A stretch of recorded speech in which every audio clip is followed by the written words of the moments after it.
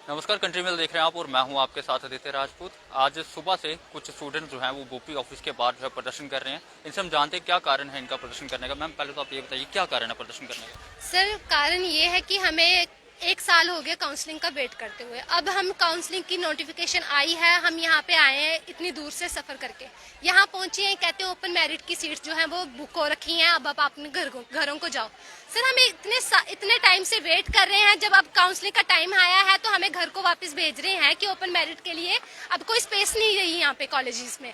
जब यहाँ पे आपके पास सीट्स नहीं थी तो आपने इतने फॉर्म्स फिल क्यों किए? ओपन मेरिट के लिए अगर जगह नहीं थी, इतने फॉर्म फिल क्यों किए आपने? आज काउंसलिंग थी तो हमें आप आज बिना काउंसलिंग के ही घर वापस भेज रहे हो। कहीं तो हमें एडजस्ट करो किसी कॉलेज में। हमें गवर्नमेंट कॉलेज में तो एडमिशन मिलने से रही, कम से कम हमें प्राइवेट कॉलेज में ही एडमिशन मिल जाए। हमने 1 साल वेट किया है काउंसलिंग का। आज काउंसलिंग के टाइम पे हमारी काउंसलिंग नहीं हुई, अब हमें वेट कह रहे हैं कि आप वेट करो अगले राउंड का, मतलब नेक्स्ट। अब एक पूरा साल हमें वेट करना पड़ेगा। मतलब हमें हमारे फ्यूचर के जो साल वेस्ट हो रहे हैं, 1 साल गया अब दूसरा साल जाएगा, वो इनके लिए कोई मैटर नहीं करता। हमें नर्सिंग के लिए यहाँ पे इतना दर बदर धक्के खाने पड़ रहे हैं कि हमें यहाँ पे बैठ के प्रोटेस्ट करना पड़ रहा है। ये क्यों हो रहा है ऐसा? ये कैटेगरी वाइज सिस्टम जो एजुकेशन फील्ड में, ये तो कम से कम खत्म करना चाहिए ना। हम जनरल कैटेगरीज को, हमें तो गवर्नमेंट जॉब है ही नहीं है, ठीक है, चलो गवर्नमेंट जॉब नहीं है, कम से कम हमें प्राइवेट में तो कुछ खाने के लिए छोड़ दो। हमें, हमारे हाथ में कोई ना डिग्री ना डिप्लोमा होगा, हम कहाँ से जॉब करेंगे? ठीक है, हम इतनी दूर से काउंसलिंग के चक्कर में धक्के खाते खाते जम्मू आ रहे हैं, जम्मू आके ये हमें वापस भेज दे रहे हैं कि अगला राउंड वेट करो। हम कितने साल तक हम वेट करते रहेंगे? मिलाकर कितने बच्चे हैं? सर, इस वक्त हमारे साथ यहाँ पे 2000 बच्चा तो यहाँ पे बैठा है, और कई बच्चे ऐसे जो कल रात को 9 बजे तक यहाँ पे बैठे थे, जिनकी काउंसलिंग पे उन्होंने कहा कि आपके लिए यहाँ पे जगह नहीं है, आप घर को जाओ। ये इन्होंने नोटिफिकेशन रात को निकाली कि ओपन मेरिट वाले जो है वो 9 को जिनकी काउंसलिंग है वो ना आए, उनके लिए यहाँ पे सीट्स नहीं है।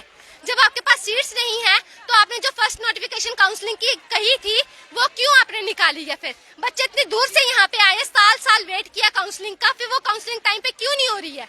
वैसे आप लोग बच्चे जो हैं प्रदर्शन कर रहे हैं, क्या एडमिनिस्ट्रेशन से बात हुई? अगर हुई तो उनका क्या कहना है? हमारी उनसे बात हुई है, वो कह रहे हैं कि हमारे हाथ में कुछ नहीं है, आप जाओ मेडिकल काउंसिल में, ठीक है, वहाँ जा रहे हैं, वहाँ पे कह रहे हैं हमारे हाथ में कुछ नहीं है, बोपी के अंडर अब सब कुछ आ चुका है। बोपी वाले भी अपनी रिस्पॉन्सिबिलिटी नहीं ले रहे, ना कॉलेज वाले ले रहे हैं। कॉलेज वालों के थ्रू हमने जिन्होंने फॉर्म फिल किए हैं उनको 1 साल से भी ऊपर हो चला, कईयों को 2 साल हो चले हैं, उनकी काउंसलिंग नहीं हो पा रही है। क्यों? हमें यहाँ पे क्यों धक्के खाने पड़ रहे हैं? कि हमारी क्या गलती की हम की जनरल कैटेगरी में आ गए हैं? एससी वाले भी इधर ही हैं, एससी वालों को कुछ नहीं मिला। मैं कल से होके गई हूँ, एससी वाले यहीं पे हैं, कोई कैटेगरी कोई कुछ नहीं है। यहाँ पे चल रही है सिफारिश, सीधी बात है। हम कल यहाँ 8 बजे से लेके अभी तक यहीं पे हैं। क्या मिला हमें? कुछ नहीं। कल भी ऐसे गए थे, आज भी ऐसे ही जा रहे हैं। नोटिफिकेशन में इनका नाम नहीं आया, इनको सुबह अंदर बिठाया था, अभी ये बाहर आए कि हमें अंदर बिठा के कुछ नहीं किया, हमें वापस बाहर भेज दिया।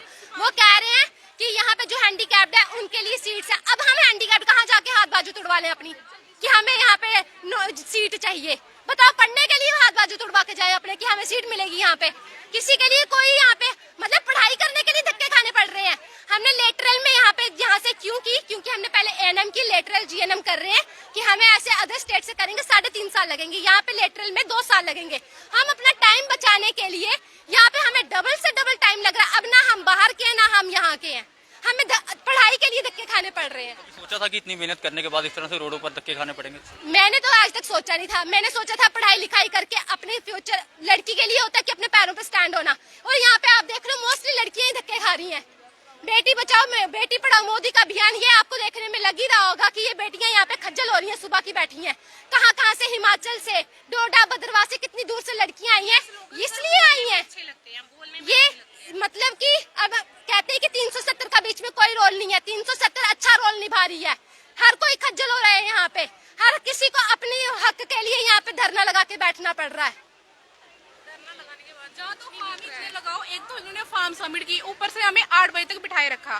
क्या हमारा कोई घर बार कुछ नहीं है? हमारी फैमिली कहाँ हुई? फॉर्म भी सबमिट किए हैं और कुछ भी नहीं। अभी बोल रहे हैं कि जाओ सीटें खत्म। हम पागल हैं? कल से बैठे हैं, पागल हम। टोटल 905 है। हाँ, रिजर्व पता नहीं, ये नहीं उन्होंने बोला कितनी रिजर्व है। इन्होंने फॉर्म निकाले थे, फॉर्म के बाद इन्होंने क्या किया था, जो डेट थी वो एक्सटेंड की थी, लास्ट डेट के बाद 2 बार इन्होंने डेट एक्सटेंड की। अगर इनके पास सीटें नहीं थी तो इन्होंने फॉर्म नहीं निकालने चाहिए थे, इन्होंने एक्सटेंड नहीं करनी चाहिए डेट। अगर डेट एक्सटेंड की है तो इन्होंने सीटें भी देनी चाहिए। अगर नाम ही नहीं देना था लिस्ट में, आज की लिस्ट में हमारा नाम ही नहीं देना था। हाँ, फिर बिना से मेरा नाम है, बोला जा रहा है कि हमारे पास सीट ही नहीं है। हम यहाँ पे आए हैं, हमें काउंसलिंग के लिए बुलाया गया है, हम बिलावर से आए हैं जी। अगर हमें जिस टाइम इन्होंने फॉर्म निकाले उस टाइम अगर परसेंटेज मेंशन की होती, जिन बच्चों को वहाँ पे फोन नहीं होता तो वो करते ही नहीं, वो फॉर्म ही नहीं फिल करते। पहले फॉर्म फिल करवा लिए, लिस्ट में नाम ही नहीं देना था। लिस्ट में नाम दिए गए हैं, लिस्ट में नाम